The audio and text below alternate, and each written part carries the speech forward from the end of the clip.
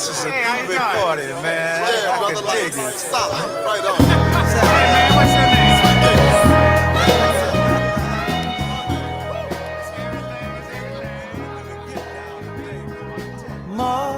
Mother, Good morning and welcome to the Earl Ingram Show. As always, you can join us at 844-967-2789. That's 844-967-2789. You can text us at that same number. Good morning to you, Calvin. How you doing, man? I'm doing good, Earl. How are you? Man, how can that? Man, it was 60 degrees yesterday, man. Yeah, 60 degrees. unseasonable to say the least. Man, I walked 9 miles yesterday and I felt the warmth. I mean, it was actually warm on yesterday. And the tragedy in all of this, I was looking around, man, to see if, what kind of birds were out. Yeah, man, I guess you can say I'm nuts sometimes. But because as I walked past the park, the lagoon, it's not frozen. Normally, this time of year, the lagoon is frozen. The geese, the ducks, man, animals are out. They've been food. They actually, in some instances, this weather has food them as it probably has food the plants, the vegetation. We we're on record already for the warmest winter in the history of Wisconsin, in the city of Milwaukee. Well, in the city of Milwaukee, the warmest winter in the history since they've been doing and taking these numbers. It's already occurred, and it doesn't matter what happens between now and the rest of the winter. If it's all sub-zero, it won't change the fact that it is the warmest winter on history in the city of Milwaukee and probably other parts of the state. And I know it hasn't been very well received, Calvin, in different parts of the state for, people who love winter sports, tobogganing, sledding, skiing, ice fishing, snowmobiling. You do any of those things? I don't. Oh, man, what's wrong with you, man? I don't like the cold or the snow. Man, you can be an urban dweller. Uh, you don't like any of the cold or any of those things, but it's certainly been impactful across the state and northern parts of the state that financially, that's the best time of the year for them. But it just has not been cold enough to sustain what they do. And certainly this winter has caused a lot of pain to a lot of people. But to me, hey, man, bring it on. Bring it on. I mean, man, I'm really, really enjoying it, and we can keep it going. We're going to be joined this morning by none other than my good friend Reggie Jackson as we continue our conversation that we began last Thursday. He's run into some issues on the highway coming in, but he will be joining us. But here's where I want to go to begin. Calvin, do you receive a lot of unwanted calls and emails? Yes. So here's what I don't understand. Don't you think it should be against the law for people to sell your information?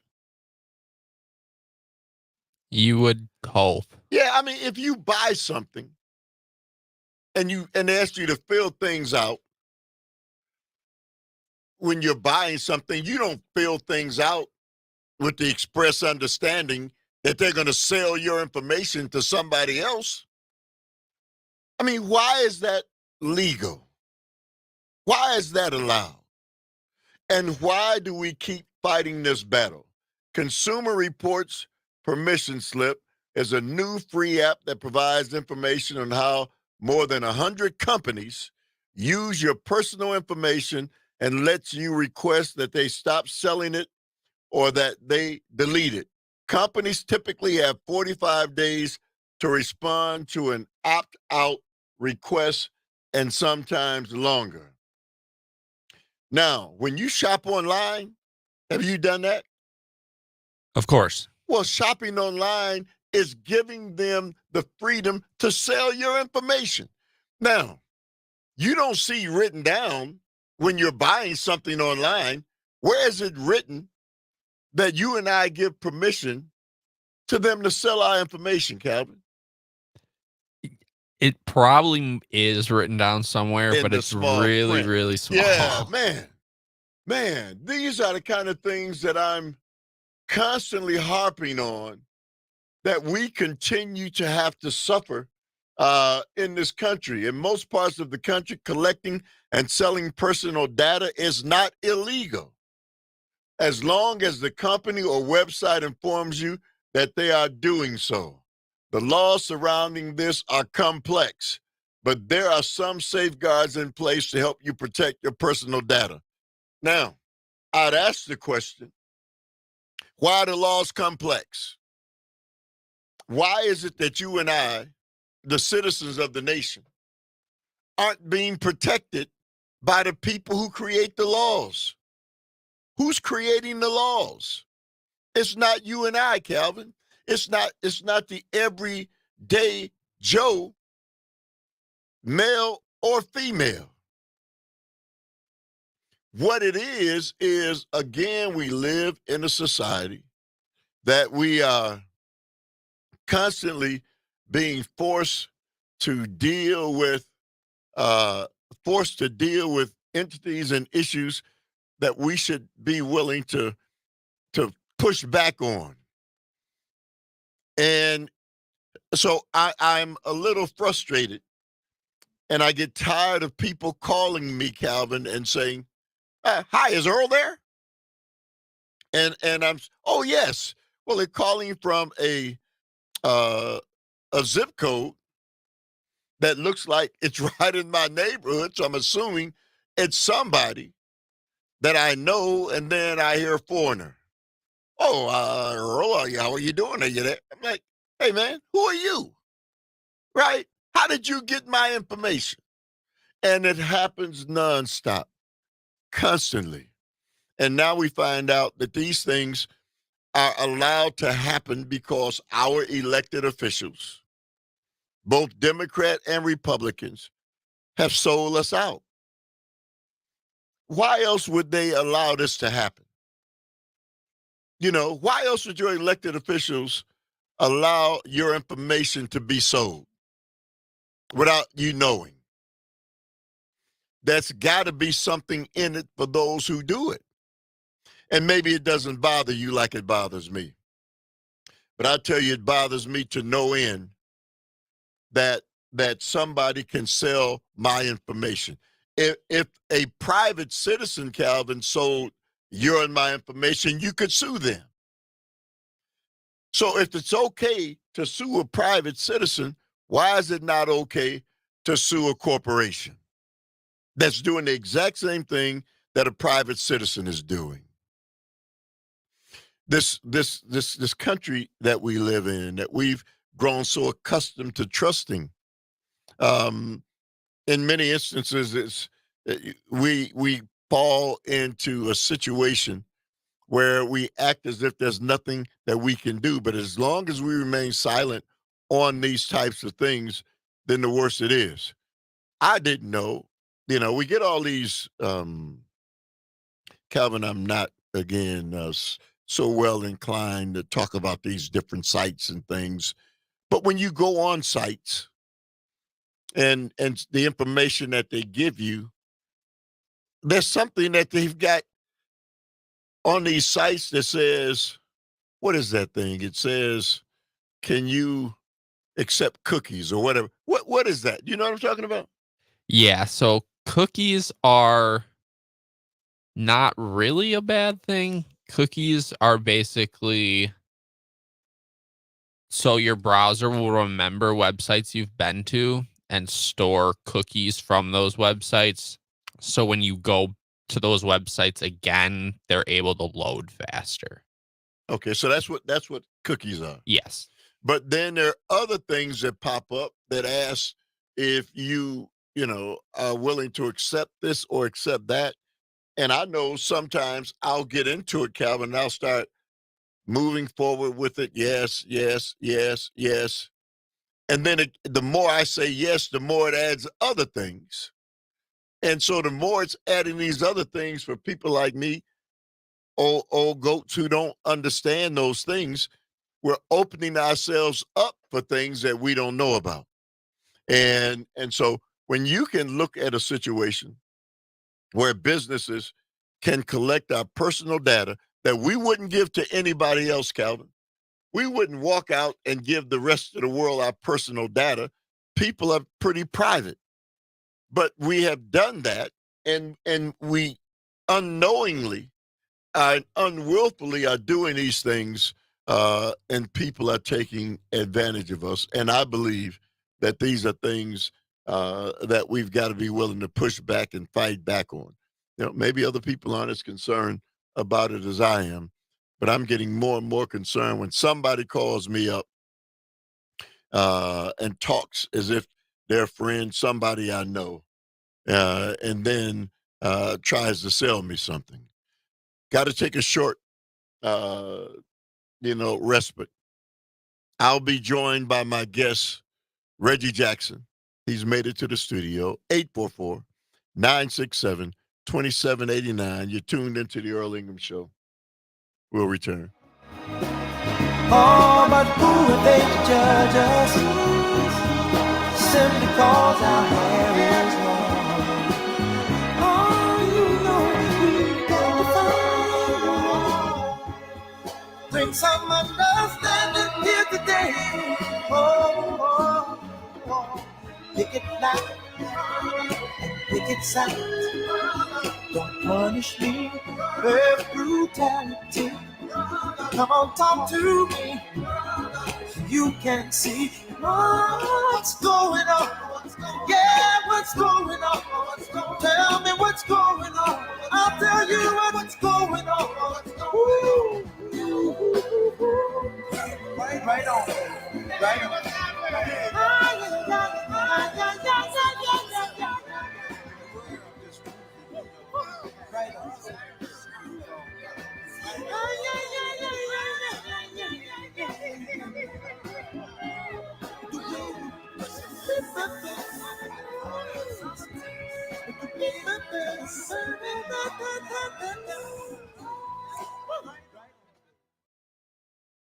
I joined the Carpenters Union 15 years ago as an apprentice, got free training, and have been able to advance. Now I'm a superintendent, running high-profile projects in Milwaukee that change the city skyline. I'm looking for skilled and experienced carpenters. If you want to join my team with great pay, better benefits, and a chance to advance, apply today.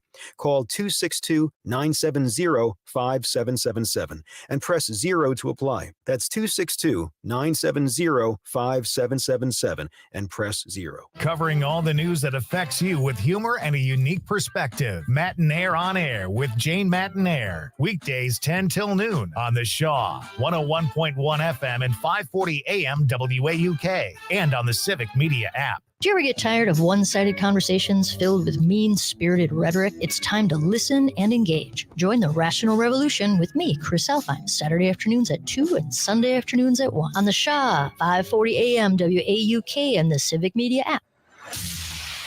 The Shaw.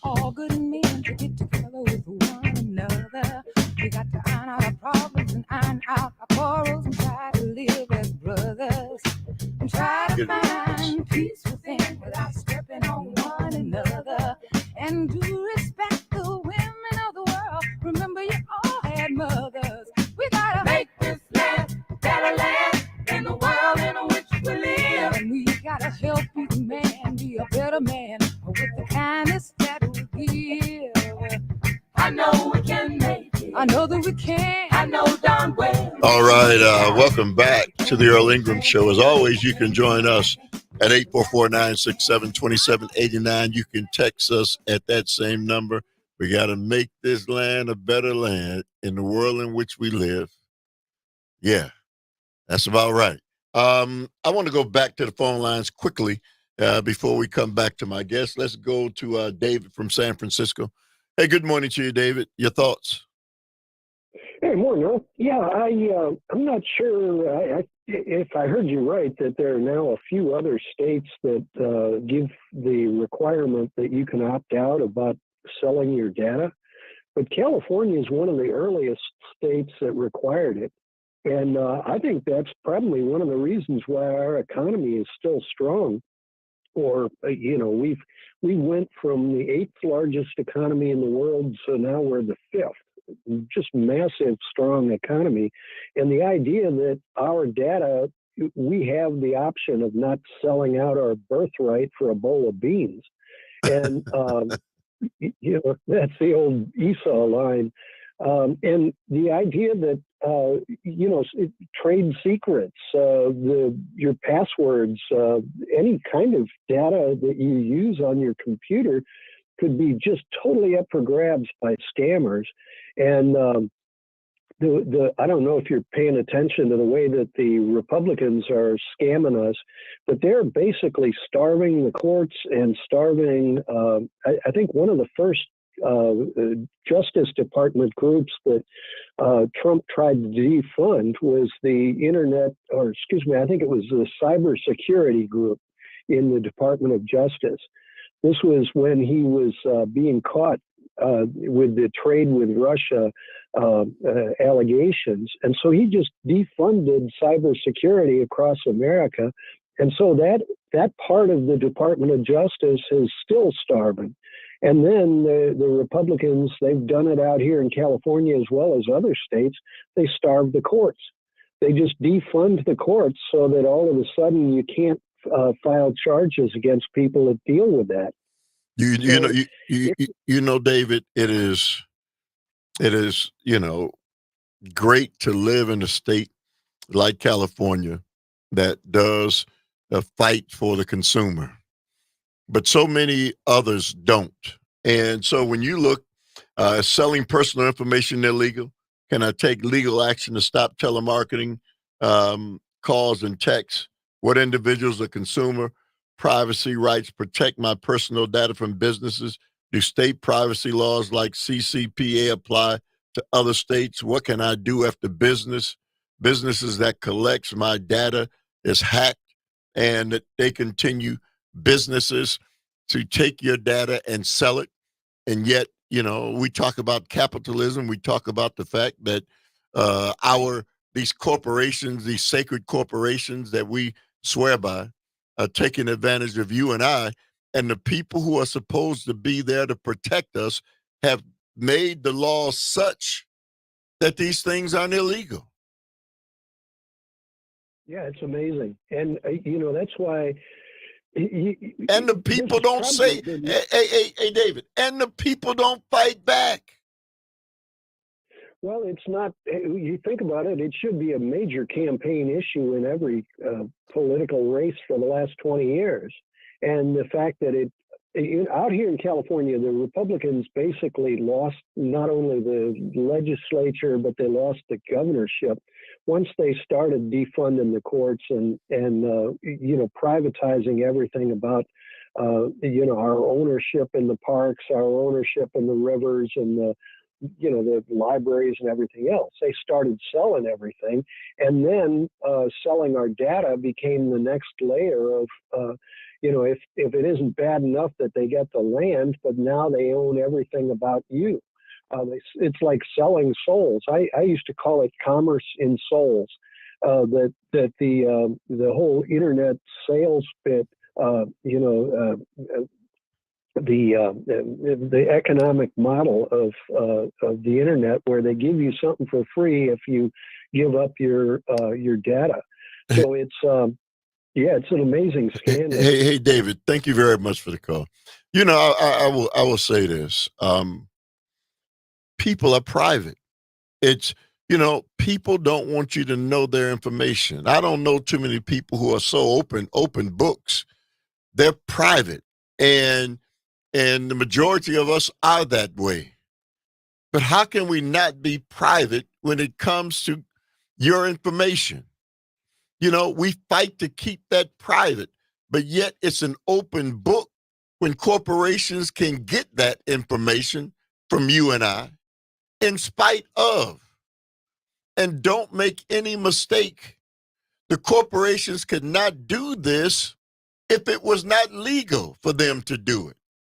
We can blame the corporations all we want to, when at the root of it and the real core of who we should be blaming are the people who make the laws, who make it possible for when I go on the internet, somebody steals my information. And that's exactly what they're doing. They steal it, because I'm not saying to you, hey, I want you to take my information and spread it all over the world, so somebody can try to sell me something that I don't want. They interfere in your and my privacy because somebody's given them the right to take advantage of you and I, and that's your elected officials. Now, maybe most of you don't care, but I certainly do. 844-967-2789, news, weather, and sports, and then Reggie Jackson and you. How can you sit there like there's nothing to do, just like you don't care what the world's coming to, Lord? I know we can make it. I know that we can. I know down well. It's gonna be hard to let the people say no matter how hard. Well, there's a will, there's a way. I know we can make it. I know that we can. I know down well. Work it out.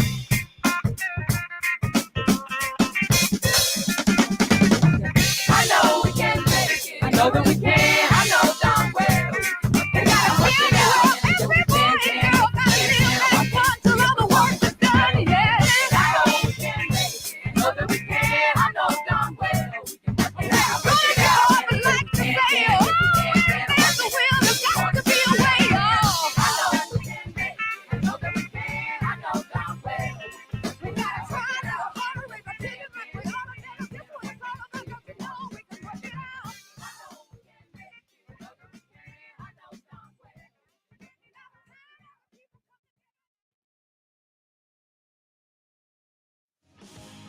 Hey everybody, it's Todd Albo. On Thursday, we continue to be live from Hayward, Wisconsin for the American Birkin Fighter. Join us, noon to 3.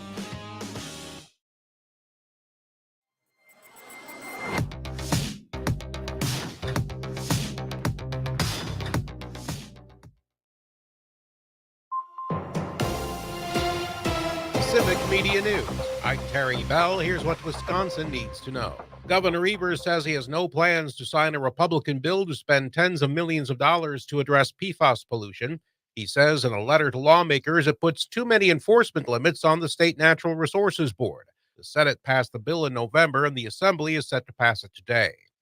The U.S. Department of Education is offering breaks on student loans. Cora Hume is with the Consumer Financial Protection Bureau. She says borrowers with non-federally held loans need to consolidate them into a direct consolidation loan by the end of April. Older borrowers are less likely to hold direct loans, which would already benefit from this pay count adjustment. And then those that do own direct loans, they're less likely to participate in this IDR program that caps their monthly payments.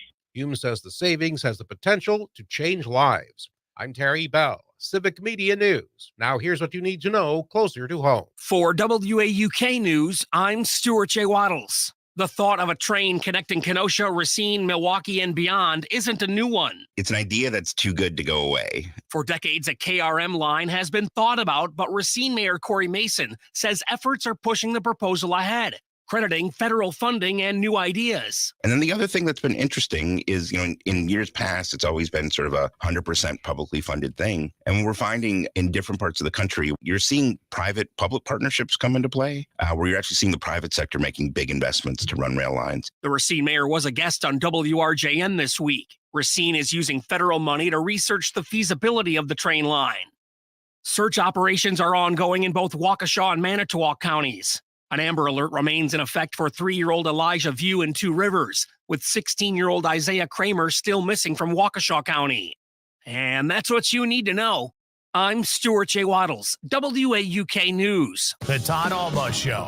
I'm Trigby Olson. Steven from Green Bay, go ahead. The city of Green Bay is one of the best places in Wisconsin to live. Plenty of people that are Wisconsin-nice. Totally agree. Green Bay is kind of swing territory between the two parties, but people in Green Bay work together. I mean, people aren't asking themselves, am I wearing a red hat or a blue hat? They're wearing green and gold hats.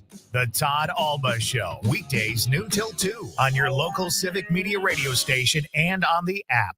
Pete with the 60-second Showbiz Beat. Is Jimmy Kimmel Live coming to an end? The host of the show, Jimmy Kimmel, ironically enough, alluded to a possible end in sight. The New York Post reports Kimmel believes this could be his final contract for the late-night talk show. The 56-year-old host's current contract ends in 2 years, and Kimmel says that might be enough. Kimmel is set to host this year's Oscars on March 10th. It's time for one of Pete's reluctant picks. Yes, reluctant. True Detective Night Country, the 4th season of the show, overall is a good watch. The show is set in the ominous and creepy setting of Alaska during 24 hours of darkness. The filmmakers blend the supernatural with good performances from the cast, which includes Jodie Foster. Warning, do not space out for a minute, or you will have to go back and watch the entire thing again. Don't you hate when shows challenge you to the point where you can't play video poker on your phone and follow the plot at the same time? For more showbiz fun, tune in to Nightlight with me, Pete Schwaba, every night between 7 and 9 p.m. on the Civic Media Radio Network.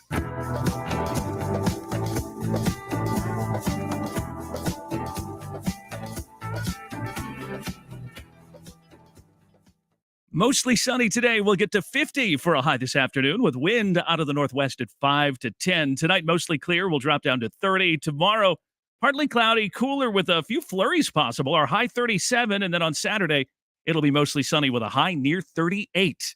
I'm meteorologist Sean Cable. Temperature now 30. Matt Nair on air. Eric Hovde now. He will be running against Tammy Baldwin. He's not a Wisconsinite. He threw his hat in the ring from California. This is Tim Michaels all over again. Businessman who walks in and goes, well, I can take care of this. And Wisconsin says, no. Good to know you. Here's some Kringle. Go back home. Is that how we politely blow people off now? Is to take a Kringle and go away? Matt Nair on air. Weekdays 10 till noon on your local Civic Media radio station and on the app. Your home for the Devil's Advocates. Weekday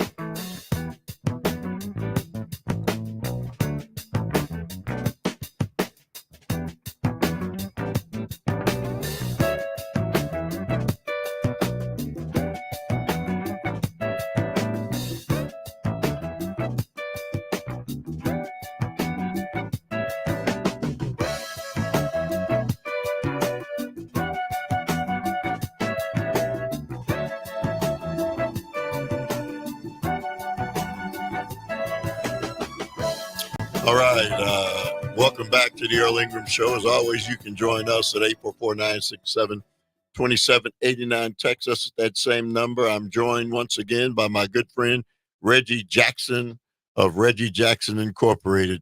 He is a nationally renowned historian. So good morning to you, my friend. It's good to have you back. Yeah, good to be back, Earl. Good to see you. You know, man, as we wind down another Black History Month, you know, just that whole thought makes some people feel uncomfortable. During this month, I've had dialogue and conversation with people who, when they hear the term Black History Month, it kind of, there's something going on, right? And what I don't understand, and I've heard you say it more than once, it shouldn't be Black history anyway. It's American history. Our history and sojourn in this nation is the history of the nation, right? Absolutely. So why have they separated it? Well, people don't know the genesis of the celebration we call Black History Month. It started back in the 1920s. Dr. Carter G. Woodson, Harvard-trained historian, started a celebration he called Negro History Week, which was a continuation of Black people continuing to celebrate, their accomplishments and the progress they've made in the country since the period right after emancipation, when the Civil War ended and slavery ended. Black people across the country celebrated, like, we're free now. We've done this. We've done that. We need to celebrate the things that we've done. And so that grew over the course of time into him, advocating for schools to teach, about not Black history, but about Blacks in history, because we were neglected by the schools. The textbooks didn't include any of our stories. He said we need to talk about where we were in American history. So when we study American history, include, everybody that was there at that particular time, any period of time you pick that you're studying. And that's what it's really about. It's not about separating us, Earl. I think a lot of people think because, it's Black History Month. I tell people, like, listen, when you have a problem with Black History Month, you don't have a problem with the fact that all 12 months are White History Month, because we talk about the history of white people every month of the year in schools. I'm a former teacher, Earl. I can say this with accuracy. We talk about the history of white people every month. And so, even during summer school, there are classes where kids are talking about history. So the fact that there's 1 month where we, talk about, the history of what Black people have contributed to America, that shouldn't bother anybody. Before we get into what we're going to talk about, we've got a request on the text line by John. And he says, good morning. Could you discuss the resignation of the Green Bay area superintendent? Are you aware of what transpired? No, I haven't heard the details. Okay, I watched the video release on the radio interview he did, and I did not see anything worthy of that outcome, especially given the outlandish public statements of many other public figures. So, the first Black superintendent of Green Bay High School, Green Bay public school district, was seen on a radio program in Atlanta, saying that Green Bay was one of the most white districts he had ever seen. And he repeated, lily white district. Mm-hmm. And so that went out all over, got back to Green Bay, and he was pressured to resign. So people demanded that what he said was an attack on Green Bay, the city of Green Bay, and of the district. And so he was forced to resign. Your thoughts? Well, Earl, if he said that, it's probably based on the demographics of the school district, the demographics of Green Bay. All of us who live in the state of Wisconsin know that outside of the city of Milwaukee, there are very sparse numbers of Black people in the state. 60% of all Black people in the state of Wisconsin live in the city of Milwaukee. So when you leave 60% of all the Blacks in the state live in the city of Milwaukee. So when you leave the city of Milwaukee and you go to a place like Green Bay, you're not going to see a whole lot of Black folks. I had a friend years ago, Earl, that used to go up to Green Bay during the football season. He's a big guy, muscular guy, right, because he could go in any bar and people thought he played for the Packers and he would get free drinks. Because, that's the assumption right, that people make. If you're Black and you're in Green Bay, you must be a Green Bay Packer. And so for him to say that Green Bay is very white is factually accurate. I'm sure I haven't looked at the demographics of the city, but I'm pretty sure that Green Bay is like many other places in the state. It's a very, very white place. So for him to say that and then to get in trouble for it, for just stating facts, why would somebody be mad that this man said Green Bay is very white? Because it is. It's not as if that's not accurate. And he was clearly forced to resign. And, But you don't think that him having said that, based on, again, some things that have been said and continue to be said publicly in this country, that warranted him being forced to resign? Absolutely. And I would love to, know how he, defended himself after they tried to get him to, leave the position. They did get him. He did resign. Yeah, I would love to hear how he tried to defend himself in that situation. I haven't followed the story very closely. But they said it was racist. Yeah, what he well, said. for him to say that Green Bay is very white is racist, I don't think people have a very clear definition what racist is, if that's the case. I mean, that's just like saying something so ridiculous to say that, oh, Green Bay is a very white place is racist.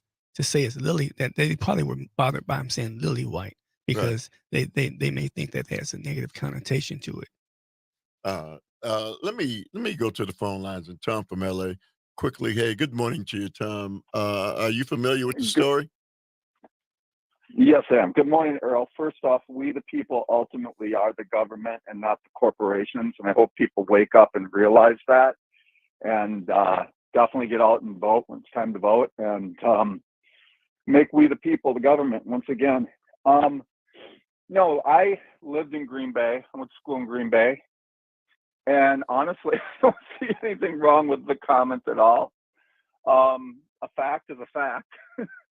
I will tell you, someone that grew up in Wisconsin, especially in the northwestern part of Wisconsin, it's almost like Milwaukee was thought of as part of Chicago. It wasn't like Milwaukee was thought of, and I'm talking probably from my white privilege as a young kid, but it wasn't like Milwaukee was thought of as part of Wisconsin growing up. Well, it's still kind of like that today. I think that's, yeah, and I keep thinking that it's almost like the rest of the state. I don't know. They need to have some more diversity. They need to have, maybe busfuls of, Black people actually going into some of these areas that are just these small little towns and interacting more with people so they can break down some of the stereotypes that exist. Because Reggie's exactly correct. I mean, you go to Green Bay and you see a Black guy, all of a sudden, everyone thinks that they're a Green Bay Packer. So they think that because they treat the Packers so well, and the Black guys that are supposedly Packers, that makes them not racist. You see what I'm saying? They don't think that they have a racist bone in their body because of the fact that they actually put the Green Bay Packer players up more on a pedestal. So let me ask you, Tom. Many people may not understand. Reggie, what is the definition of being a racist? What is that? Well, Earl, there are probably 100,000 different definitions of racist. It depends on, how you look at it. And my perspective is that, listen, racist is a person who believes that the group, the so-called racial group that they belong to, is somehow superior to other racial groups. That's when things become problematic. I think people think that just having so-called racial groups is problematic. It isn't. Where it became problematic many years ago is when we decided to give values to different groups based on, a hierarchy of racial groups. This developed over the course of time in the 1800s, where people started to divide the world into, different so-called racial groups. And they had a hierarchy where some groups were considered to be better than others. And that's the part of how racism develops, is people who belong to a group that's higher on the hierarchy. It looks down on the other groups and feels that they are somehow superior to those other groups. So Tom, let me ask you, do you think things are getting better in that arena, in that realm? I do not. I think that racism, unfortunately, is interwoven into our society. I think that white privilege is interwoven into our society.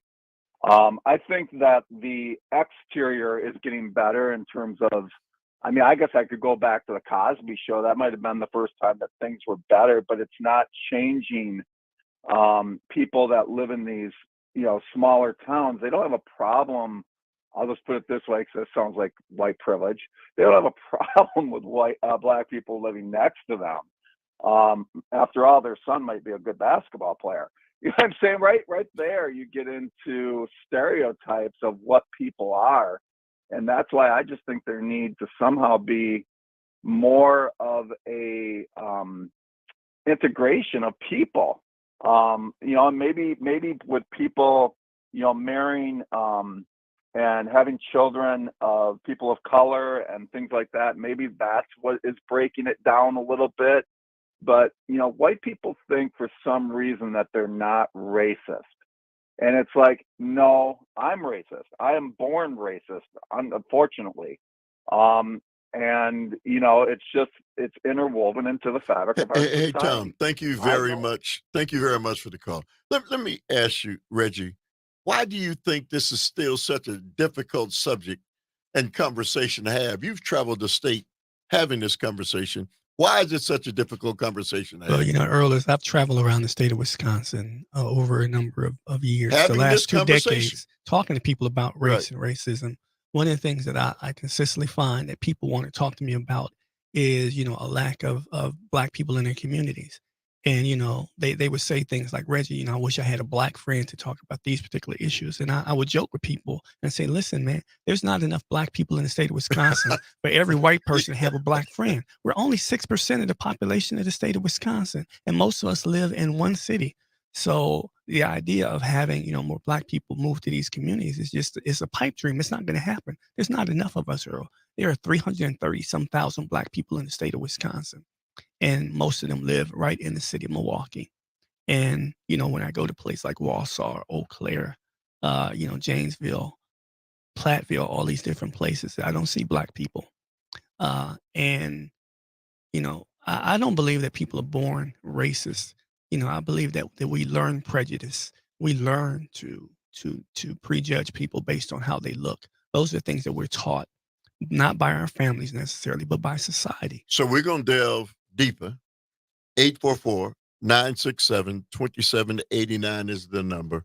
My guest is Reggie Jackson. Reggie Jackson is a renowned historian, nationally recognized author, writer, and all around good guy who certainly traveled and had this conversation again and again and again. We're going to take some time out this morning. It's Black History Month to see where we are with the issues of race in this state, in this city, and in this country. 844-967-2789 is the number. You're tuned into the Earl Ingram Show.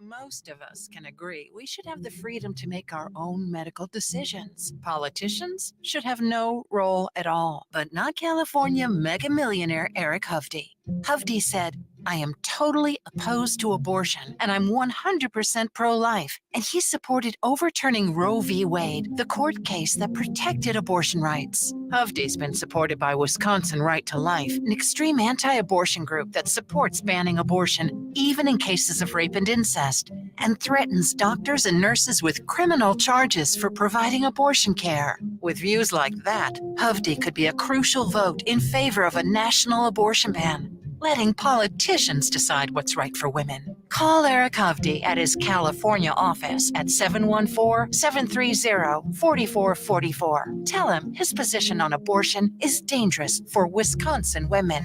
Paid for by A Better Wisconsin Together, Inc.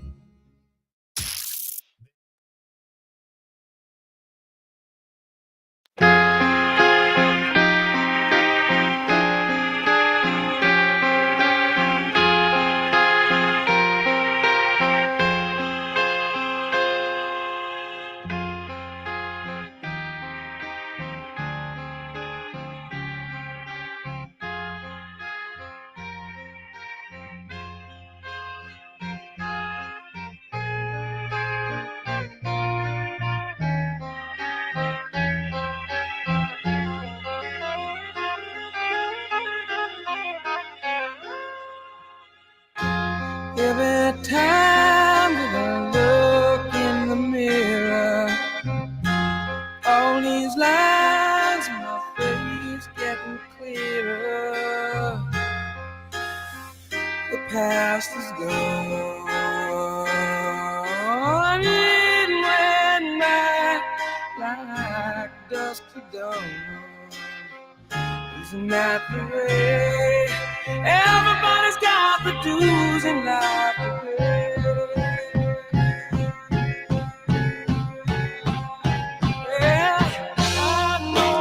All right, welcome back to the Earl Ingram Show. As always, you can join us at 844-967-2789. Text us that same number. My guest is the award-winning, historian, Mr. Reggie Jackson. Let's go to the phone lines. And David from Mequon. Good morning to you, David. Good morning. Thank you for taking my call. I just wanted to ask your guest, Reggie,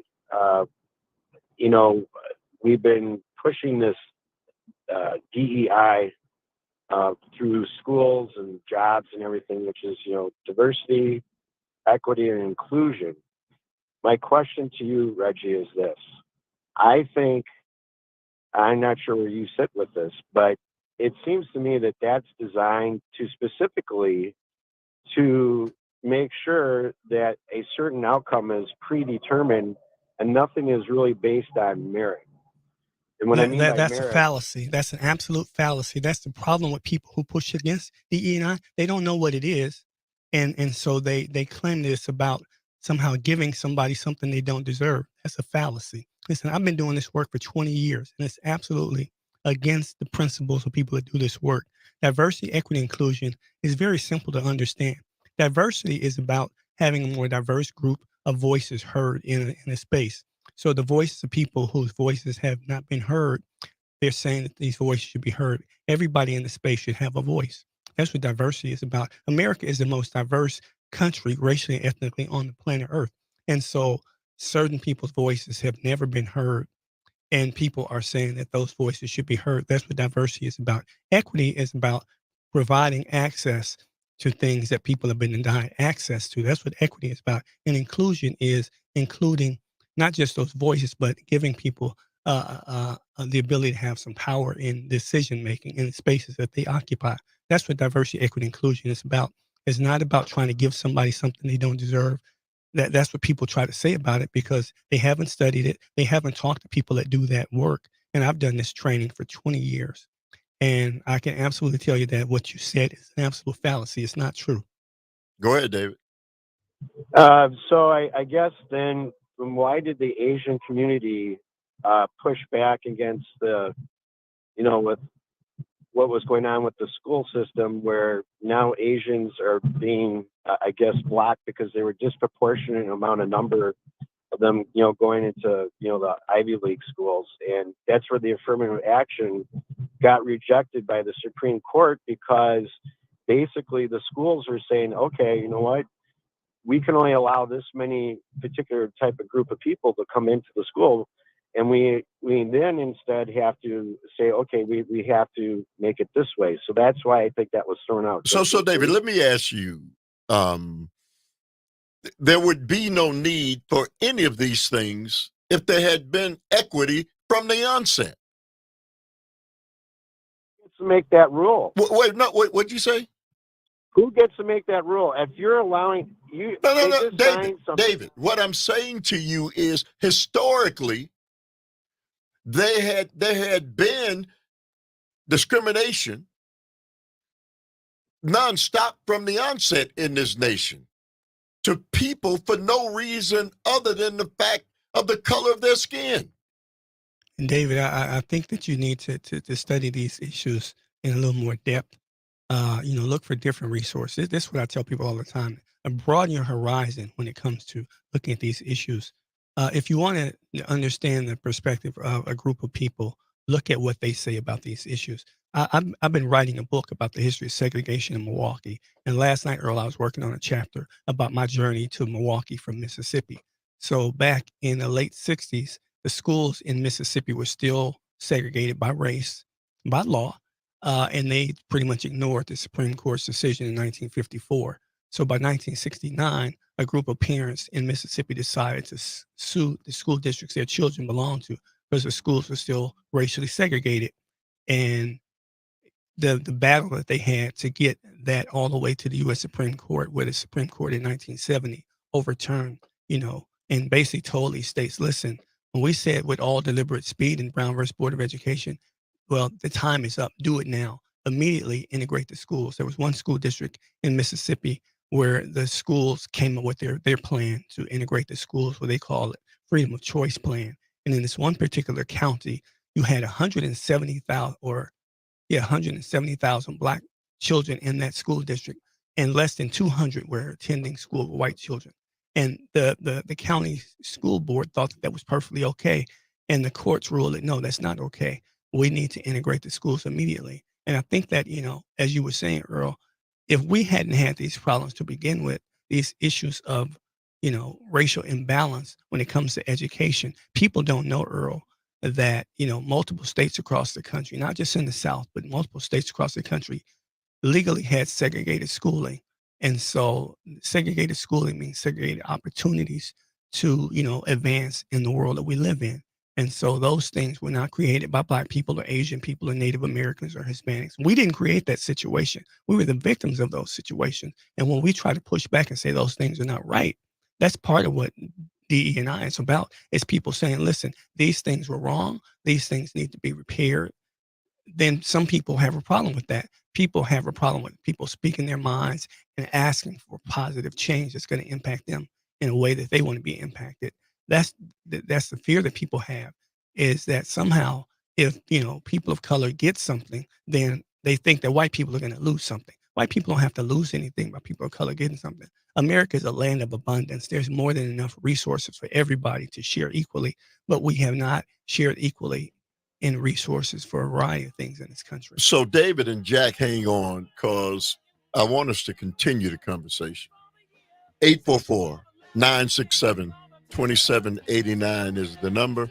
My guess is Reggie Jackson. Up next, news, weather, and sports.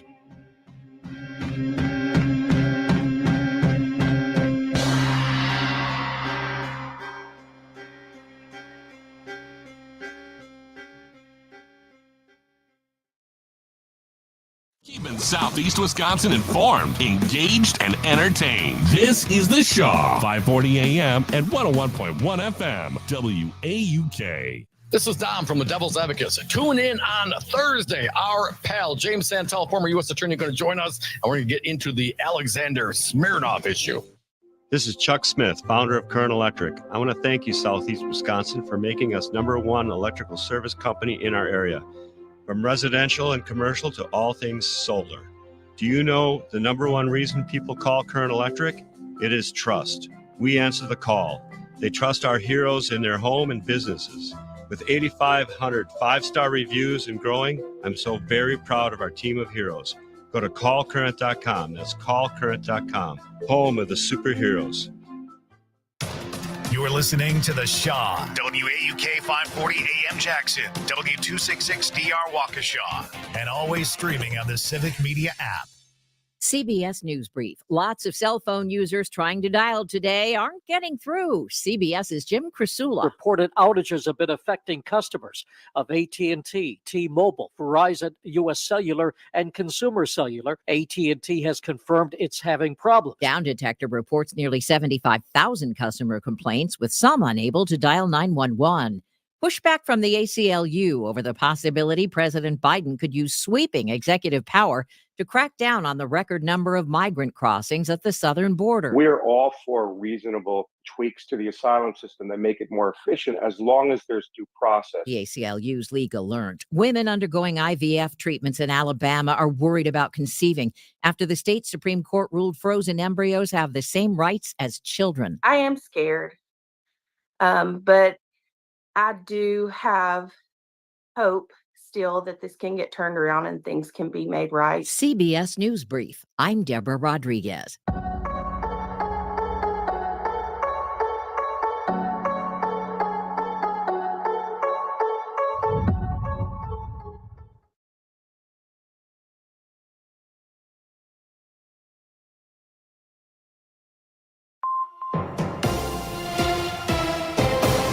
Civic Media News.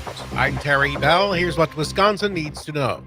Republican U.S. Senate candidate Eric Hovde says he opposes abortion except in cases of rape, incest, or when the life of the mother is in danger. The Journal Sentinel reports Hovde's position has evolved since the last time he ran for Senate. In 2012, he told the Green Bay radio station he was totally opposed to abortion.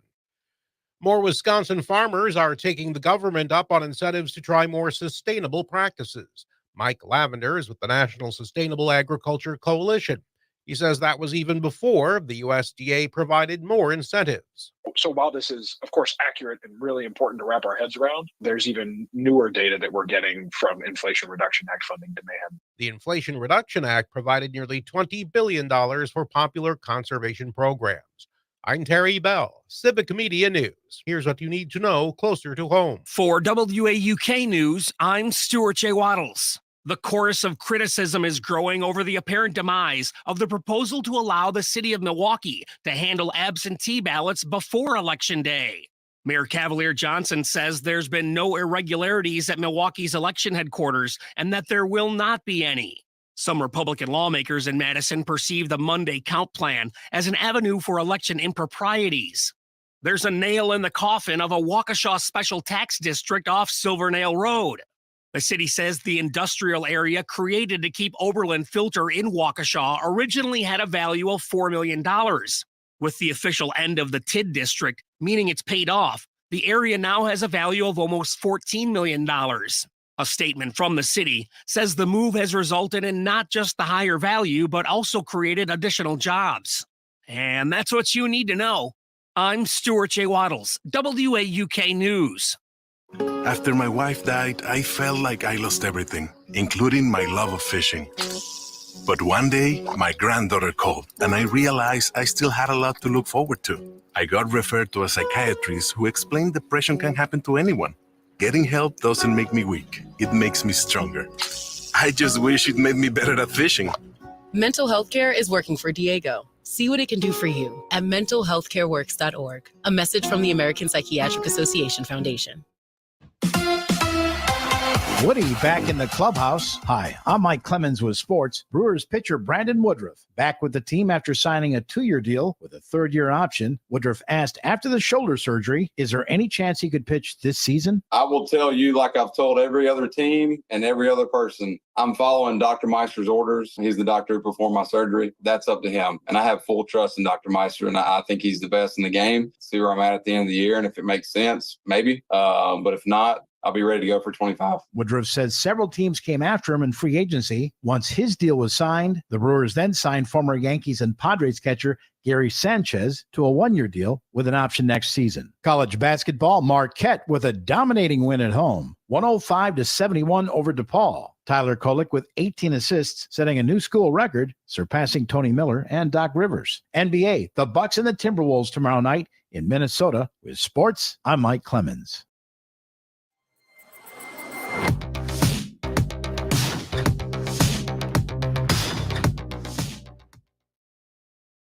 Mostly sunny today. We'll get to 50 for a high this afternoon with wind out of the northwest at 5 to 10. Tonight, mostly clear. We'll drop down to 30. Tomorrow, partly cloudy, cooler with a few flurries possible. Our high 37. And then on Saturday, it'll be mostly sunny with a high near 38.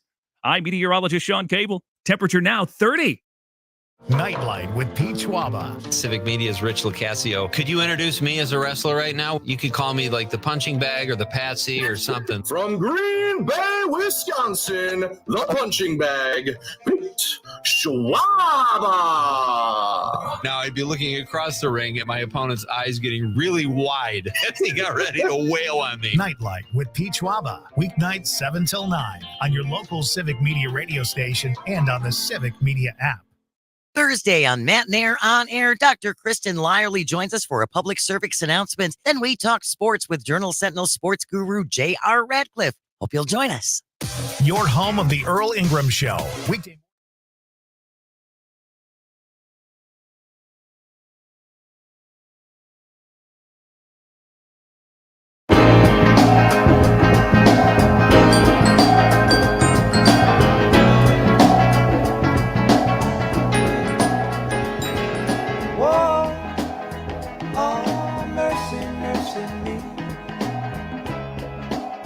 All things they used to be now. Where did all the blue skies go? Poison is the wind that blows from the north and south and east. Oh, mercy, mercy me. All right. Welcome back to the Earl Ingram Show. As always, you can join us at 844-967-2789. My good friend and nationally renowned historian, Griot, Reggie Jackson, is back on board, and it's always great to have him here. David, I want to give you a chance to respond to what Reggie said, and then we'll move on.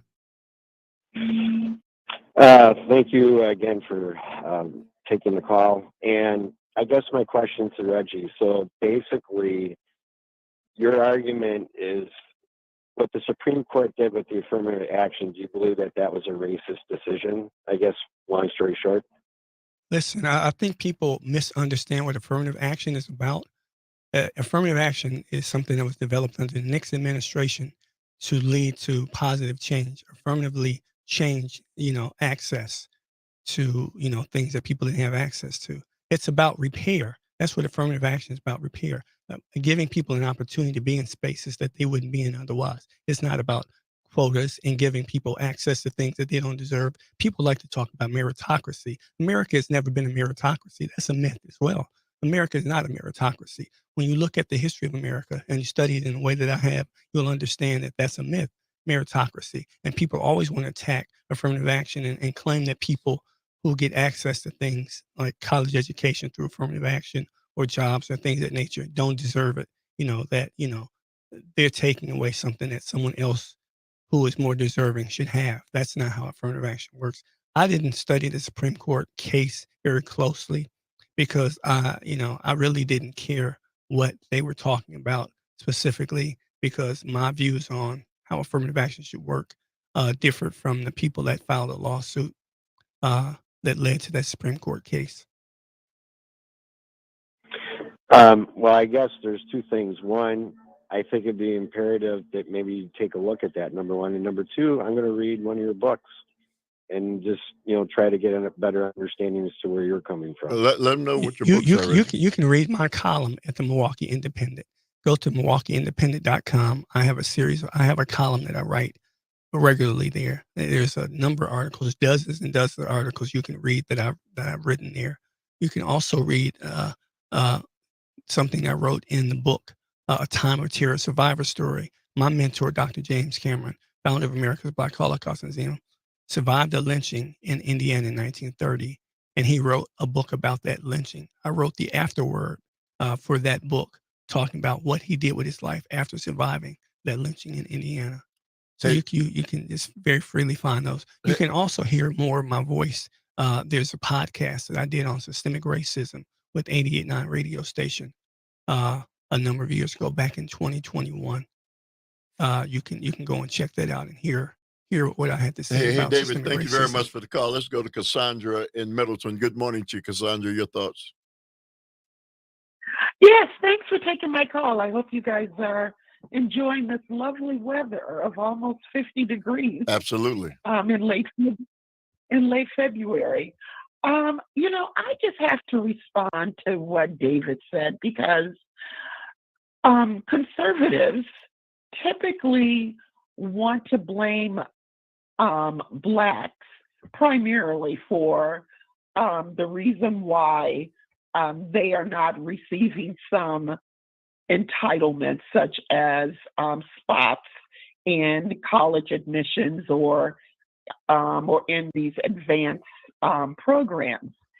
And I just like to respond. The Asian community, what is not being said about this particular community is that they focus so much on test scores. And as an educator, I can tell you from firsthand experience, just because someone scores well on the standardized test, it does not mean that they are more intelligent, or they will work harder, or they will be more academically successful than someone who received a lower test score. And the other reason that David really should consider why we really need to have an inclusive educational system where we recognize talent from all races is because of COVID-19. Do you realize that the individual who is praised behind the Moderna COVID-19 vaccine is an African-American female, Kismekia Corbett from North Carolina, who was mentored through many of the programs that the Asian students are demanding they have majority access to. We can't let that happen, or we won't have scientists like Dr. Corbett who comes along and crack that vaccine that we are all benefiting from. So I would say David really does need to get educated.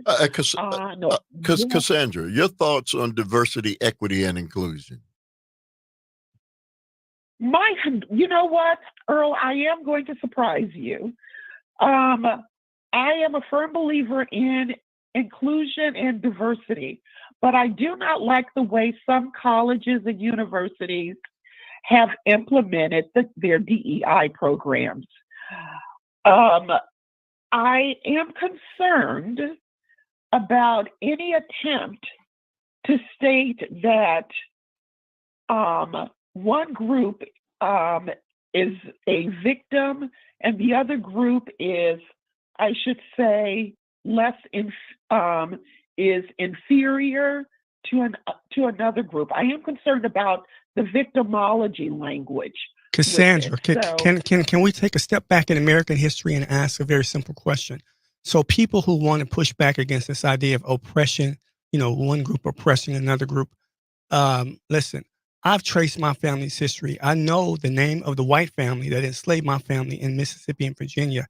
You cannot tell me that enslavement for 246 years in America was not a system of oppression and that one group was not oppressing the other group. People want to try to claim that, this is playing the victim card. No, we were not playing the victim card. We were the victims of enslavement. We were the victims of Jim Crow segregation. We were the victims of, thousands of anti-Black race riots across the country, anti-Black lynchings across the country. And people want to deny that history as if it didn't happen. And you're not going to convince Black people that they were not the victims of these things. You're not going to convince Black people that they have not been oppressed in this country. Okay, you know what? I agree with you. We cannot revise history, and that's one of my problems with critics of DEI, and that is they want to ignore history. But as I said before, I am uncomfortable with the idea that that we have not advanced in our society. Yes, there has been oppression, but there's still oppression, Cassandra. Forward. It's not as if it went away. It didn't magically disappear. It still exists. And correct that there is still oppression. There is still racism and discrimination. I will not argue with you about that. However, we can agree that there has been progress. People always want to talk about progress, Cassandra, and Earl mentioned this earlier. Progress from what? Why do we have to make progress? What was the problem to begin with? Racism was embedded into the institutions in America. And so we had to move past those issues. We're still fighting that same fight. Earl is still fighting the same battle today that he was fighting back in the 60s in Milwaukee. He's fighting the exact same battles. We've made, people love to talk about progress, but, progress has not led to, the doors of opportunity being open equally for everybody. We still have a long way to go. I get tired of people talking about how much progress we've made, because when I look at data, it doesn't support the fact that we've made so much progress. Our schools in this country, which supposedly, segregated schools were supposedly eliminated by the 1954 Brown versus Board of Education decision. State after state pushed back against that. And as I was sharing earlier, the schools in Mississippi weren't officially integrated by the Supreme Court until 1970. And so schools have gone backwards schools today are more segregated across the country than they were in the late 1960s. Housing segregation is just as bad today as it was in the late 1960s when we passed the Federal Fair Housing Act. So, people want to talk about progress, and obviously things aren't what they used to be, but that doesn't mean that we've finished the journey. We're working towards things getting better. But when people don't want to acknowledge that, that progress has not necessarily, come down for everybody, then that's a problem, Cassandra. Cassandra? Okay, you know what? I agree with everything you said there. But the point is that our battle is different from the one that Earl fought during the Civil Rights Movement. How is it different? I see it is different because right now we are looking for economic prosperity and inclusion. Before, the fight was about separation of public spaces. Right now, we are looking Cassandra, for... I think that you're misconstruing what the Civil Rights Movement was about. If you look at the last years of Dr. King's life, his main effort was in the Poor People's Campaign. So he was fighting about economic opportunity, primarily because when he traveled to cities in the North like Chicago, Milwaukee, the Black community there told him that, listen, you're fighting, segregation in the South, but you're not doing anything about, lack of economic opportunities for Black people in the North.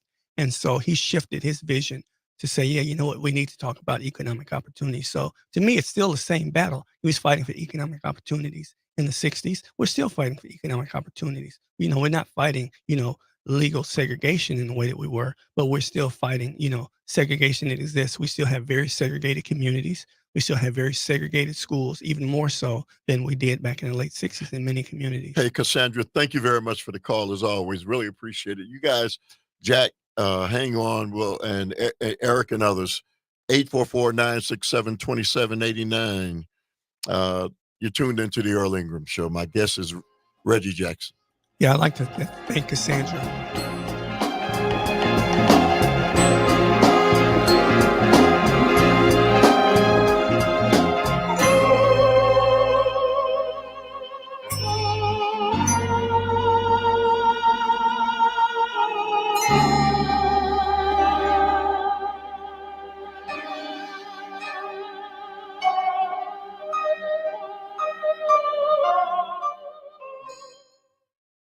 With Pete Schwab. I joined the Carpenters Union 15 years ago as an apprentice, got free training, and have been able to advance. Now I'm a superintendent, running high-profile projects in Milwaukee that change the city skyline. I'm looking for skilled and experienced carpenters. If you want to join my team with great pay, better benefits, and a chance to advance, apply today. Call 262-970-5777 and press 0 to apply. That's 262-970-5777 and press 0. You got a dead body, Inspector. I may be able to help with that. This winter, all your favorite detectives are streaming on BritBox. Don't miss exclusive new seasons of Death in Paradise. There must be something we've missed. Vera. It wasn't an accident, was it, love? Father Brown. What did he look like? And more. Once you start investigating, you won't want to stop. We're done when I say we're done. Stream your favorite detectives, only on BritBox. Start a free trial at BritBox.com. You're listening to The Shaw, WAU.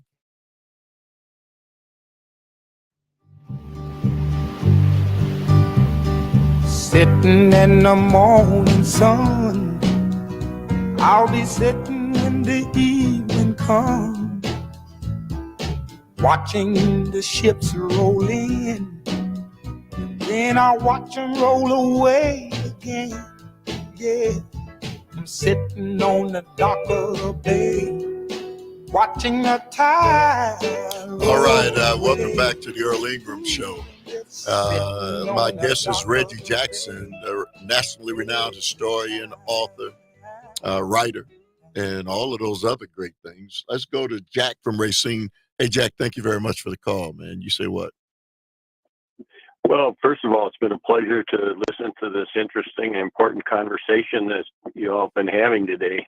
But I want to focus specifically on DEI and what I think is happening with DEI. And I'm glad that David asked this question, because everyone I talk to about this thinks that DEI and affirmative action are the same thing, and it's an attack point. DEI has been, since the 70s or before, 1970s, that's been an issue, hotly debated, and it still is in some quarters. But DEI seems to me to be totally different. I read through regulations for universities and technical colleges from the state, and the policies related to DEI, and they had nothing to do with affirmative action. What they had to do with was supporting the students that were in the school, every student, to be able to work together in cooperative, diverse situations, providing inclusion and equity for people in the school. It was more of a counseling, a training, and a helping for everybody. For the white kid who came from out in Wisconsin or the suburbs and never really spent any time with black kids to get to know them, and for black kids who spent time in the city, never knew any white kids, to get to know them and to work together cooperatively. And we really need that as a society. So I'm concerned when the state legislature stops funding for DEI in our schools. That's something we need. That's something our businesses need, and we need it to move forward. And so I'm real glad that Reggie Jackson answered David's question the way he did and explained that they're totally different things. And but that's the way it's being sold when the state legislature, Robin Voss, has stopped DEI funding for the universities. Well, they're doing this on a national scale. Jack, it's not just local. This is an assault and an attack on diversity, equity, and inclusion on a national scale. Hang on, Jack. Hang on. Reggie, you want to Jack, Jack? Can I share one other thing I think is an important part of the conversation about DE&I that people ignore? It's not just about race. It's about, it's about sexual orientation. It's about ethnicity. It's, DE&I space includes the voices of people from a lot of communities. It's about, Jewish voices. It's about Hispanic voices, about Asian American voices. It's about the voices of women. It's about the voices of people that have traditionally been marginalized in America, and having them have their input in spaces where these conversations are taking place. And these efforts to attack DE&I, equating it with things that, are what people call divisive concepts. That's where the essence of these attacks are coming from. These are things that are making some people feel uncomfortable, because when those voices are heard, people will share things that people may not be comfortable with, may not be familiar with. So when people of color share their stories of their history, those are things that I think many white people in America, don't like to hear, because it goes against the myth of America being its meritocracy, a place of opportunity for all. And it just hasn't been the case from the experience of people of color. And so when those people speak their truth and tell their stories, some people are very, very uncomfortable with that. And so people are pushing back on those things. It's way more complicated than I think people have tried to make it seem like it's very simple, but it's very, very complicated. Jack? Yeah, that's just, I think, making a very important point. And yes, I agree. It includes all types of diversity, and you put it very well. And then I think from an educator's standpoint, as opposed to a proponent standpoint, and I hope people are listening. So thank you for your thoughts today, and I think spread the word. Hey, Jack, thank you very much. Thanks, Jack. Really appreciate it. Let's go to my good friend Eric from Tulsa. Hey, good morning to you, Eric. Your thoughts? Good morning, Mr. Ingram. Good morning, Mr. Jackson. Thank you for taking my call. I got a couple of points. So someone wants to take some notes real quick, and I'll just listen. I believe, if I'm correct in remembering, white women have actually benefited over its history from affirmative action than any other demographic. That's absolutely so again, back the case. to the idea that this is about race. Yeah, it's always the focus, but it's far from the truth. Yeah, absolutely. And for anyone, if you look at workforce participation rates that changed when affirmative action came into being, the group that had the greatest increase in workforce participation were white women. So affirmative action for white women, benefited them tremendously, but nobody ever wants to talk about that. So I'm glad that you brought that point up. Thank you. Mm-hmm. And they're going to be harmed by this change as well. And it won't be talked about because the focus will still be anti-Black racism. And I'd like to say to anyone questioning Black American History Month, we celebrate, I believe anyways, we celebrate white American history every day of our lives. We just had a President's Day that celebrated 2 presidents who were enslavers and one who's well known as a white supremacist, although he's also known as the one who, quote unquote, freed the enslaved people, but did not believe that Black people were equal to white people. And like you were talking about before, oftentimes we act as if anti-Black racism and oppression are some kind of natural phenomenon. And that when we talk about progress, we never discuss also that racism has also evolved over this time. And so it's kind of on pace. Now, recently, I'm sorry, Mr. Jackson, I went to the Rid Racism ceremony. You received an award and spoke glowingly about your wife. And I was wondering if, after my one more question, you could speak about how she supports your work and the importance of self-care for all of us, which is something you also spoke about. Yes. And then really quickly, I want to talk about a local thing is the word equity. I believe it's been weaponized, which, across the country and anti-Black racism may be driving it, but adults and children with disabilities, women, migrant communities, and many more people will suffer from this loss of this program, or at least the attempt to take it apart. Recently here in Wauwatosa, equity was actually removed from a DEI program. They removed the word from the program leader's title.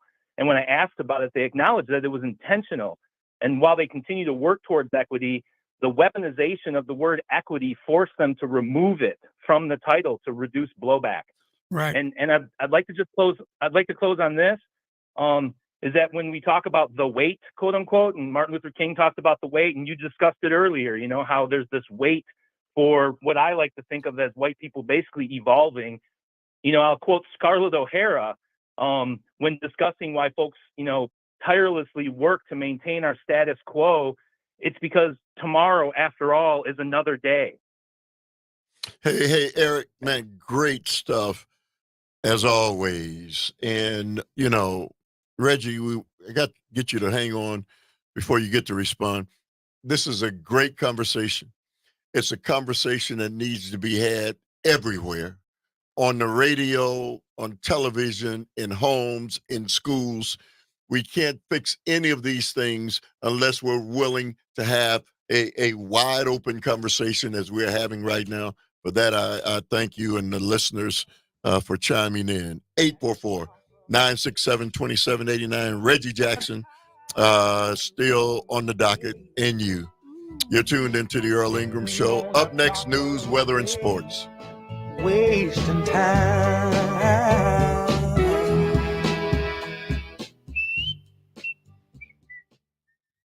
On Thursday, we continue to be live from Hayward, Wisconsin for the American Birkin Fighter. Join us noon to 3.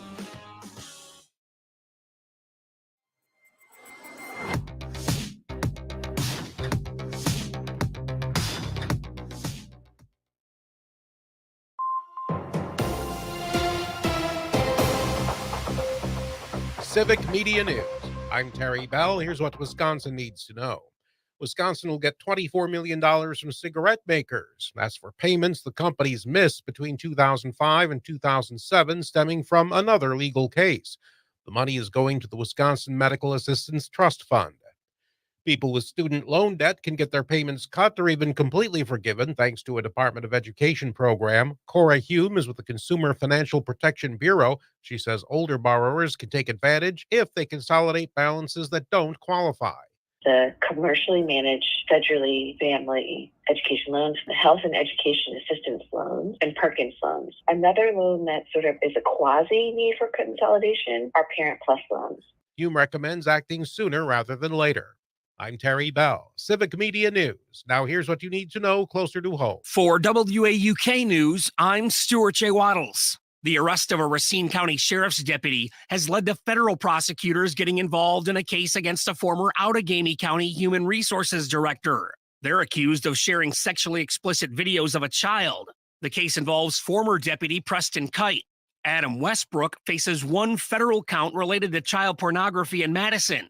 More charges are possible. The investigation into Westbrook began after the arrest of Kite, who was accused of receiving sexually explicit videos from Westbrook. Westbrook has been removed from his roles as a paid volunteer with the Menasha and Kaukauna school districts. An Eastside Milwaukee abortion clinic is reopening soon. The building for affiliated medical services on Farwell had been covered in for sale signs. Now, signs point to a March 5th reopening.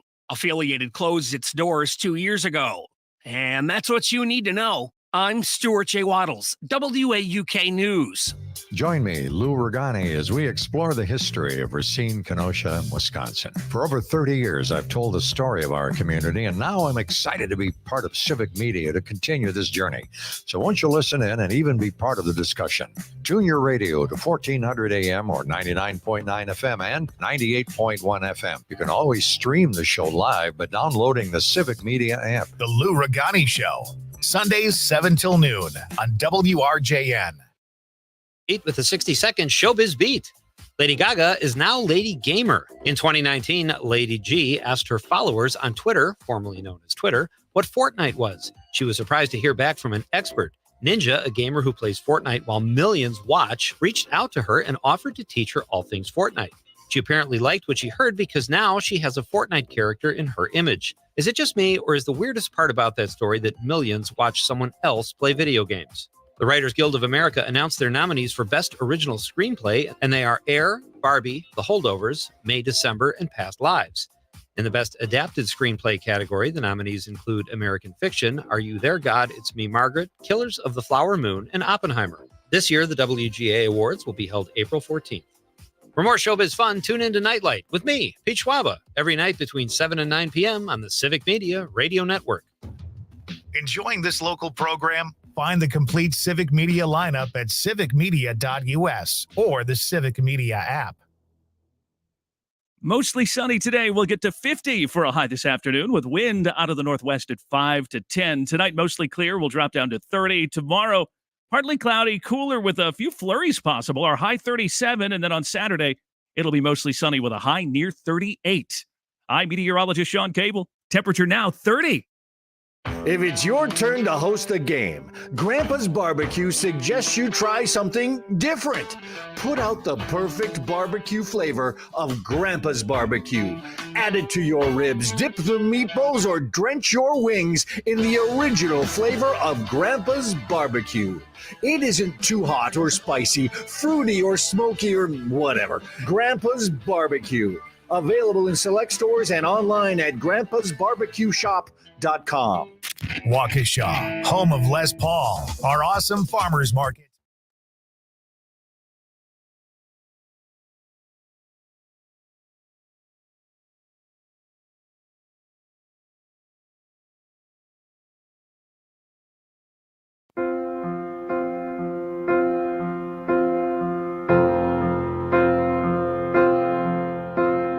When I was young, I never needed anyone, and making love was just for fun. Those days are gone.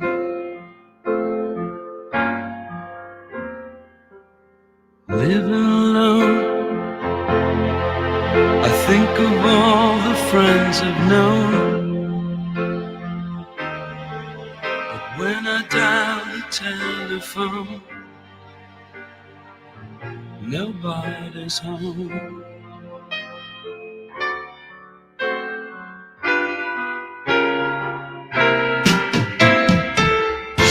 All by myself, don't wanna be all by myself. All right. Welcome back to the Earl Ingram Show. As always, you can join us at 844-967-2789. Now, I'm glad that Reggie Jackson has decided to hang on to the end of the show. I thank all of you listeners and all of you callers to what I believe is a very impactful and insightful conversation that we're having with historian Reggie Jackson this morning. And I still maintain it's one of the things, it's the only way out of the issues we have is to have this kind of dialogue in an open and honest manner, and especially over these airways. Let's go to Karina Good morning to you, Karina. Your thoughts? Good morning, Earl. Well, you see, I think that he'll get Mr. John is absolutely right because I tell you the fact that those programs didn't exist in 1995, 96 when I went to college in America, and I'm an immigrant, and I did all my grades and all my work, and every time I would go for a scholarship, I would into every box, except they always would tell me that, hey, you're a majority. You don't qualify. Just because I am white. That's it. This is nothing else. So I think it's very important what you're saying.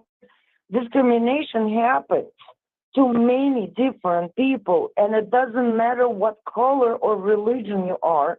It's just because of the profiling. And I think that removing those programs, people like me and others fall off the rail. And I really appreciate that you guys talking about it because people need to understand diversity program is not just for a color of your skin. And thank you. Hey, Karina, thank you very much for the call, Reggie. Yeah, Karina, I like to just, I don't know if I'm misconstruing what you said, but listen, when people talk about college scholarship opportunities that are designed for very specific groups of people, majority of college scholarships, a majority are open to everybody in America. They're not based on race. And a majority of people that get college scholarships are white people. By far, it's not even close. So the fact that there are some programs that are designed specifically to help people of color, blacks, Asian Americans, Hispanics, that's not a problem. That's trying to open the door of opportunity for people who can't access some of those other scholarship opportunities. And so for people to think that the fact that, there's a program that's designed to try to increase the number of blacks in college by providing scholarship opportunities for blacks, that's not preventing any white people from going to college. That's simply trying to open the door for more diversity in our colleges. Let me ask you, Reggie. Cassandra said things are getting better. You hear others say things are getting better. From your educated perspective, with the racial issue in America, are things getting better? Well, Earl, when people say things are getting better, I always ask them the same question. What things are you talking about specifically that are getting better? Because racism is not getting better. Racism is just as paramount today as it was on the day that I was born in 1965. It's still just as prevalent, still just as harming as it was at that point in time. One thing about any society you look at, things are constantly changing. The only constant in life is change.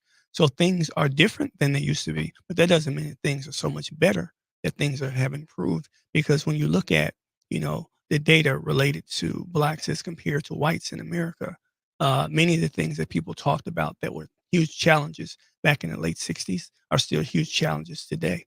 For instance, when you look at home ownership rates across the country, home ownership rates for blacks were very low due to policies and practices that intensely discriminate against them for decades. In the late 60s, we passed Federal Fair Housing Act, but we haven't seen any progress or not much progress in home ownership rates. The black home ownership rate nationwide is still only about 44%. It was 41% when the Federal Fair Housing Act was passed. So we haven't really made any, that's like a rounding error from 41% to 44. The schools are still segregated. Yeah, the schools are more segregated today than they were when Brown versus Board of Education passed.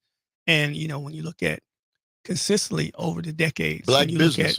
look at black businesses, when you look at unemployment rate, the black unemployment rate is typically twice the white unemployment rate across Even multiple today. years, decades. It's been that way for a very long period of time. So when we talk about progress, what are we talking about? I think there's some very limited things that have changed, and they haven't changed because people have, opened their hearts up to say, let's give people more opportunities. They've changed because people have fought, Earl. The Jim Crow laws that were, the things that the civil rights movement were fighting against didn't go away because white people decided, this is unfair. Let's get rid of this. It's because because black people said these things are unfair. We want to get rid of these things. So what do you say? What do you say to people who say, wait a minute, they're black mayors, they're black, and police chiefs, they're black county supervisors, there are more black elected officials than have ever been in the history of the nation. What are you talking about? That's all fine and dandy, but the conditions of a majority of blacks hasn't changed significantly as a result of that. We have a black elected mayor of Milwaukee. We had a black president. Right. We have a black county executive in Milwaukee County. But what real changes have happened to the community overall? None. Zero. You and I spend a lot of time out in the community, working with people, talking with people, and people haven't seen, this overwhelming amount of change because we have some black elected officials. I think that people overestimate the power that elected officials have on change happening in the community. They can change certain things, obviously, but they don't make racism go away. I don't care how many black mayors you have. That doesn't make racism go away. It doesn't make the marginalization of black people go away because you have black elected officials. Reggie, historically, if you look at Milwaukee, black police chief, black sheriff, black chairman, no, not at the county council, black mayor, black county executive, blacks in leadership in a lot of different areas. But generally, blacks wind up in leadership in those positions after the cities themselves have become basically almost bankrupt. Yeah, we disinvest in those communities for decade after decade. And then all of a sudden, these people are left to try to clean up the mess.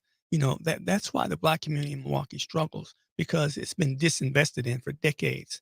We've taken money away from big cities over the last 60, 70 years. We've literally taken money from big cities, and we spent money building the infrastructure of the suburbs, building freeways to get people to the suburbs, building the system that allows people to have access to homes in the suburbs. Where did that money come from? People don't realize that money was taken from big cities to build suburbs.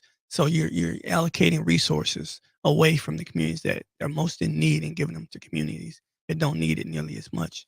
All right, go ahead, Reggie. Yeah, and so, we have to understand that, we haven't fixed most of the problems of America just because we have some black elected officials. That doesn't fix all of the ills that we have.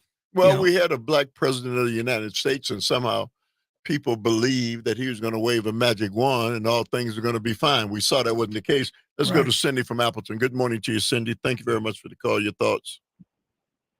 Good morning. Well, I don't know if you have time. I don't know if this is a place for this today, but a lot of people have, especially white people, have misconceptions about Malcolm X and the Black Panthers. I wish you'd take some time over the course of the next few days to tell us and brief us about what they did for the community of Chicago and people of color. So I really wish people would get educated on both the Black Panthers and Malcolm X, because they were not evil people like everyone thought. So we're going to have Reggie back, and Reggie will be able to delve into it. You're a very wise woman, because you've read the history and the truth and not what was taught by many people. But thank you very much. I wish we had time for Reggie to address it. Let's go, but we'll make sure he does the next time he's here, which is next week. Tom from LA, go ahead, sir. Yeah, I'd really recommend that everybody go to YouTube and put in Jane Elliott into your browser and watch her stuff. She's a white woman, a white teacher from years ago, and it will show you how privileged we are as a white community. Also, myself, who owns, I think I've told you, Earl, the gay and lesbian pages.com. I always say in the end, I write a thing on in my book, and it says, I'd like to dedicate this edition to all the LGBTQ plus people who have and will continue to come out of the closet on a daily basis to show everyone that they do not need to fear us. This is what has moved our community forward in LGBTQ plus civil rights. To the straight community, get to know someone in our community. Equality is a measure for which we should all strive. We must never stay silent, and we must be involved in the things that matter to all of us. Get to know somebody and do not fear us. And that's what I would say to anybody out there that does not understand. You know, like I said, check out Jane Elliott, and please, it'll change your world. Hey, It'll change Tom. the way you look at things. Hey, Tom, that was well said. Thank you very much for the call. Reggie? Yeah, thanks, Tom. You know, there's some important work that Jane Elliott has done over the course of her career. And I think a very kind of interesting way of looking at, you know, the privilege that white people have that they don't realize they have. So I think there's some value in looking at that. And, you know, people talk about equality. I don't think equality is my goal. My goal isn't equality, because equality is giving everybody the same thing. Well, some people need different things. I'm more towards, you know, but equity is about giving people the resources that they need to overcome some of the barriers that are in front of them. But I don't want to even do that. I don't want to just work in the equity space. I want to work in the justice space. That's when you eliminate the barriers that are there, that provide, you know, people access to all the things that they need. That's my goal. You know, Reggie, I hear people say, you know, we keep blaming America for the racism and discrimination that still exists in this nation, and that is not just America where racism and discrimination exists. Yeah, but it's done better here than anywhere else, Earl. Let's repeat that. It's done better here than anywhere else. You mean racism and discrimination? Racism in the form that it takes place in America is a much more advanced form of racism than you find in other countries. I've traveled, you know, I was in the Navy, right, Earl, so I've traveled the world. I've been to other countries. I know what it's like in other countries. I know people from, you know, the variety of countries around the world, and I can tell people that, listen, you know, as I've talked to people about my desire to, you know, leave the United States and live in some other country because I'm so tired of the racism here, people always say the same thing, Earl. They say, well, you know, racism is everywhere. I'm like, yeah, but it won't be the same as the racism in America. You know, it won't be the same because the history of racism is embedded into the institutions of America. It's embedded into the minds of so many people here that is something that we're struggling against. And I always say that the worst thing about fighting racism, and, you know, this is what I do for a living, the worst thing is that racism always fights back. It doesn't just say, oh, okay, well, I'm just going to give up and we're going to treat people fairly. People that, you know, believe in racism, people that, you know, are proponents of racist ideas, they want to maintain the status quo. They don't want to see America change. They want to make sure that they still have all the things that they've, you know, felt entitled to. 844-967-2789 is the number. My guest is the indomitable Reggie Jackson.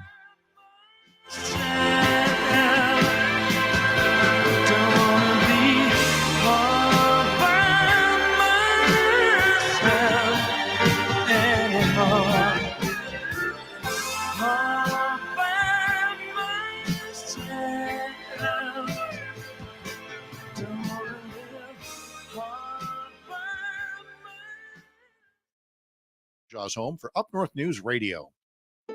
It's Black History Month, and Civic Media Radio Network recognizes the importance of this observance. But what do you really know about it? I'm Kelvin Butenhoff, producer of the Earl Ingram Show. Echoes of Empowerment, Black History Stories will offer thoughtful answers all month long. Now, here's Earl Ingram.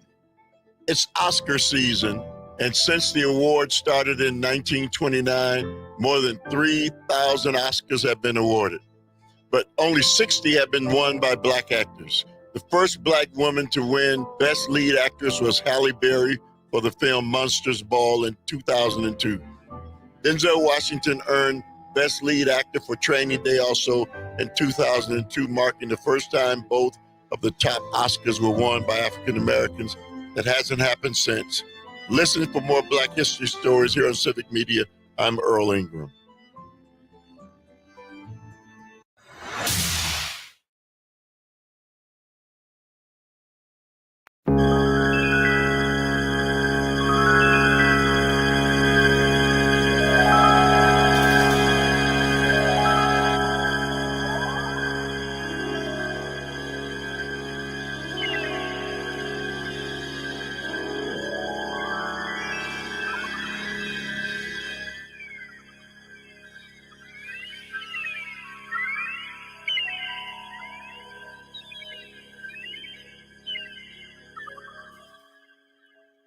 just close my eyes again.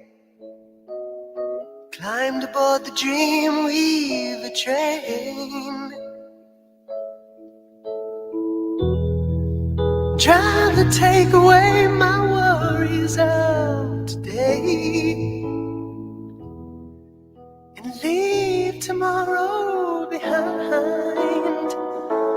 Ooh, Dreamweaver, I believe you can get me through the night. All right, welcome back to the Earl Ingram Show. As always, you can join us at 844-967-2789. Reggie Jackson is still here. Let's go right to the phone lines and Al from Milwaukee. Good morning to you, Al. Your thoughts? Good morning, gentlemen. Morning, Hello? Al. Yeah, we got you. Okay. Well, I just called to say hello to my old friend Reggie, and Thanks, I Al. got to put you on my roster. Now you become a shadow warrior. That's what they call me. People that are always working to help other people, but don't nobody ever see you.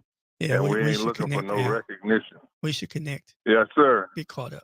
It's been good to hear from you, and it's a good show this morning. Thank you. Hey, Al, it's only a good show this morning. Yes, sir. Oh, all right. This morning.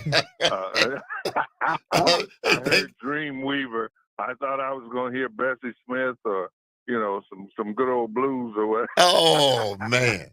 Dreamweaver. All right, wait. Welcome. Okay. We'll talk later, Al. Thank you very much for the call. So, Reggie, let me ask you, as we start to wrap this up. Since I lived through the 60s and was a grown man in the early 70s and lived through the 60s as a young man, there were opportunities that racism and discrimination couldn't prevent me from living a middle-class lifestyle because we could work in factories and there were jobs and opportunities, and racism couldn't stop us from living the American dream. Today, those jobs aren't there. And so young people today, there's nobody to fight that battle for them. What do you perceive as the future of young black people and others who are being discriminated against, their future in this country? Well, I think all of our futures are combined together, Earl. We as a nation, people have to understand that the nation is changing demographically. White people aren't having children at the rate that they used to. Zero population growth. And so when you look at the data, look at all of the kids that are in public schools in the United States, more than half of those kids are children of color. And more than half of all babies under the age of 1 year are babies of color, Earl. So that's the future of America, whether people like it or not, whether people think that that's a good thing or not. And so what I challenge people to do is that if we don't figure out a way to make the schools work better for children of color, particularly black and brown kids, then we're going to be in trouble on the international stage as a country. We're not going to be able to compete because the schools have not been effective for black kids ever. And they haven't been effective for Hispanic kids for the most part. But those are the kids that are going to be a majority of kids moving forward. We have to realize that if we don't make things better for those marginalized students, black and brown students, then America is going to have a very difficult time competing on the international stage. And, manufacturing jobs, which were, the heart of the economy in Milwaukee for years, those jobs have disappeared, Earl. They're disappearing all over the world. Manufacturing jobs are being replaced, not just by artificial intelligence and robots, but people coming up with processes to do things more efficiently. Right. And so manufacturing jobs that brought black people to Milwaukee, there was no reason for black people to come to Milwaukee other than those good jobs. That's what drove the black, increase in population in Milwaukee. There were less than 9,000 black people in Milwaukee in 1940, but by 1970, it was over 105,000. And they came because of those jobs, Earl. Reggie, it's so good to have you and your eloquence and your compassion and your way of teaching, which is unalarming to many, but in fact truthful and always on point is why it's always so good to have you on the line. And I'm sure people in this audience enjoyed having this conversation, because where else is the conversation going to be had, right? And so if the only way to fix these things is to have the conversation, right? And it can't be had out of malice. Absolutely. I think the key is conversations, Earl. People need to be much more ready to have conversations with people, from groups that they don't spend time around. Get to know people from other groups and hear their perspectives, understand why they see the world in the way that they see it. All of our lived experiences dictate who we are and how we interact with the world around us. And I think that, as I've traveled around the state of Wisconsin, I've heard from a lot of white people that want to hear, the Black perspective on things, or the Native American perspective or Asian American. They want to hear the perspective of people that they don't spend time around. And the way to do that is to spend some time learning about, people and what they say about the world around them. Read books, listen to podcasts by people of color if you want to hear their perspective. You want to know why they see the world in the way they do. I've found it very interesting for me, Earl, and I say this to people all the time, and it's kind of shocking to people, but I've studied African American history, I've studied Native American history, I've studied Asian American history, I've studied the history of Hispanics in the United States. I've studied the history of different white ethnic groups. I've studied Jewish history in the United States. And what I found is that the common thread in all of those histories is that when you look back at the history at any particular period of time of any of those groups, white people are there. So I came up with this idea that I call parallel journeys in history, Earl, where you can look at any period of time in American history and look at all the people that occupy that space at that time. And you can see how people interact with each other. And you can learn about why things ended up the way they did by how people interacted with each other. So Reggie, we have to leave it there until next Thursday when you return. Thank you as always. Thank everybody who made the show go. Thank you, Calvin. Up next, Matt Nair on the air, Jane Madnair and Greg Bosch. See you later.